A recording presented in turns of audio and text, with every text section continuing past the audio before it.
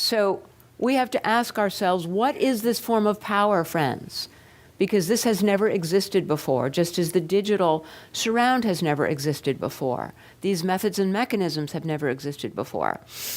I felt the need to name this kind of power. We often confuse it with totalitarianism, and I believe that has set us back from actually understanding it. Totalitarianism is about violence and terror. Totalitarianism wants to rebuild you from the inside out. That was the whole point of 1984, the engineering of the soul. This new form of power really does not give a toss about you. It does not care what you believe. It does not care how you feel. It does not care where you're going or what you're doing or what you're reading. It only cares that you are going and doing and reading and feeling and talking and thinking and saying in ways that it can access as raw material, turn into behavioral data, and use as predictions for its marketplace. So it literally takes on the attitude of the behaviorist experimenter who really doesn't care a lot about the rat. It just wants to know that it can measure the rat and train the rat to go from A to B. And in fact, when you go back to radical behaviorism, you know, what the behaviorists, like my old professor B.F. Skinner, say is there is no inside, you know, there is no consciousness, there are no feelings, there are no emotions, there's only measurable behavior.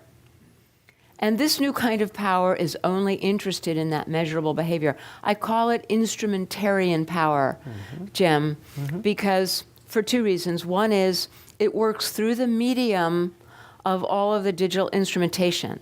It can't work by hand because that's not economies.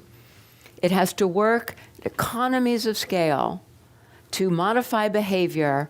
And the idea here now, it's not only automating the way it gets information about us, it's actually automating us.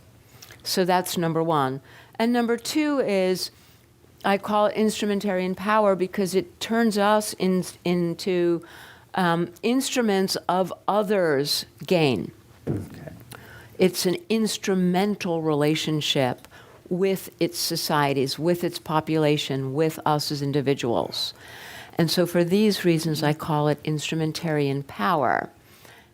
Okay, so wrap up that thought, and then I want to follow the next step. Okay, Just some more questions here. So what I want to say to you is that the harm here is that these operations cannot function effectively unless they intervene on the very fundamental experiences that we call human autonomy, unless they circumvent our decision rights, which requires bypassing our awareness.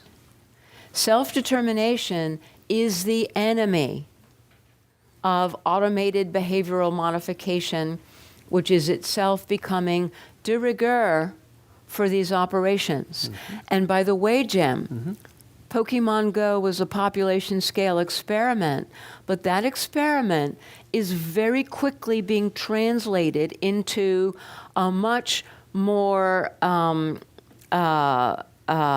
flesh and blood,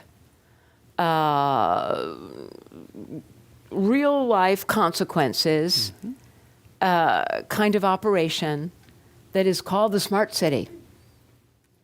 Google likes to call it the Google city. And right now, the citizens of Toronto are facing off against Google in the incarnate Sidewalk Labs, which is its Google City operation, where the public officials in Toronto have proposed to give Google part of the waterfront to reinvent as the Google City. Okay. And what this does is it takes all of these methodologies that have been honed and tested in these various ways that we've been discussing, and now imposes them on populations where we should have democratic citizens who own and decide about the nature of their municipality. Instead, we get computational decision-making for a greater good that aims people toward the most profitable outcomes of the owners of the systems. So